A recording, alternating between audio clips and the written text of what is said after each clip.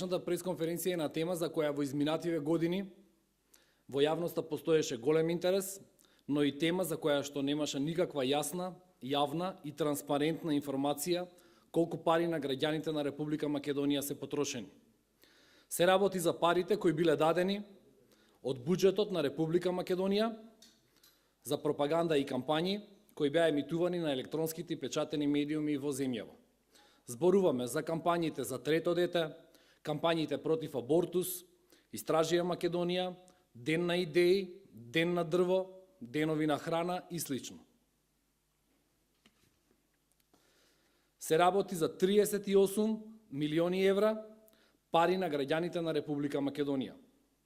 Потенцираме, во оваа сума не се пресметани 2006 година, 2007 година и 2016 година. Исто така, документите од овие години се уште не можеме да ги пронајдеме. Во оваа сума не се внесени ниту кампањите кои биле правени од страна на останатите министерства на поранешната влада на Никола Груевски.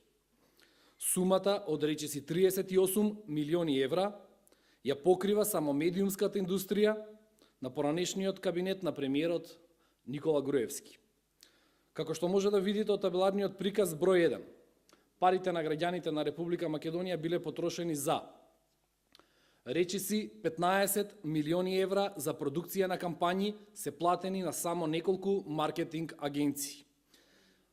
Во овие 15 милиони евра влегуваат и парите за закуп на огласи во одредени печатени медиуми.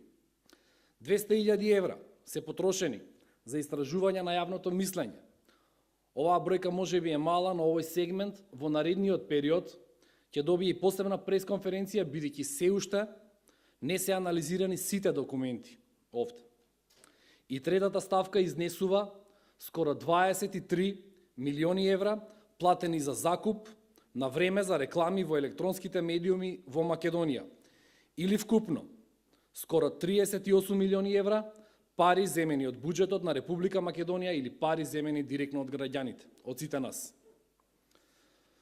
Постојат одредени невообичаени поклопувања кои би сакале да ви ги предочиме.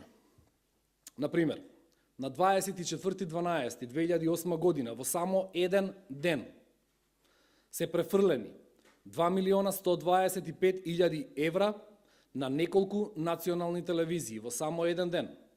Постои ставка, например, ангажман на консултант за еден месец кој е платен 30.000 евра. Тоа што се особено нејасни се критериумите како биле префрлени парите за закуп на простор за реклами кај комерцијалните национални концесионери. На прв поглед некој ќе рече дека тоа одело според рейтингот на телевизиите, но тоа е само на прв поглед, бидејќи табеларните прикази кои што ги гледате во моментов укажуваат дека тоа не било баш така, односно критериуми немало. Како што е видливо од вкрстените бројки, одредени национални телевизии едноставно биле плаќани многу повеќе од другите. Најмногу пари од владата добила телевизија под шифра 11 во табеларниот приказ или цели 7 милиони евра.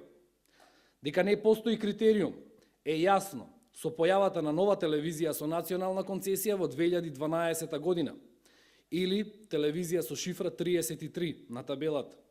Во незината втора година од функционирање, оваа телевизија добива половина милион евра од владата на Никола Груевски. Наспроти, например, телевизија која долги години работи со национална концесија и која таа година добила само 22.000 евра. Разликата може да ја пресметате или да ја поедноставиме, разликата се 480.000 евра. Недостатокот на критериуми за распределување на парите на граѓаните, постоел и кон регионалните и локалните телевизиски оператори.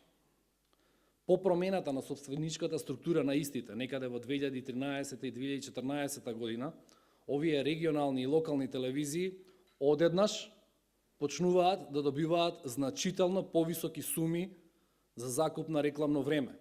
Претходно, или не добивале ич, или добивале по максимум 100 евро месечно. Сега почнуваат да добиваат договори во вредност од 15.000 евра. Заклучоци. Анализава покажува дека владата на Никола Груевски потрошила речиси 38 милиони евра пари на граѓаните на Република Македонија на кампањи и пропаганда. Во овие 38 милиони евра, повторувам уште еднаш, не се внесени 2006 година, 2007 година, 2016 година. Исто така не се внесени ниту кампањите кои ги правеле посебно министерствата. Така што можно е оваа конечна бројка да е далеку поголема. Граѓаните сами ја плаќале пропагандата која што се спроведуваше врз нив.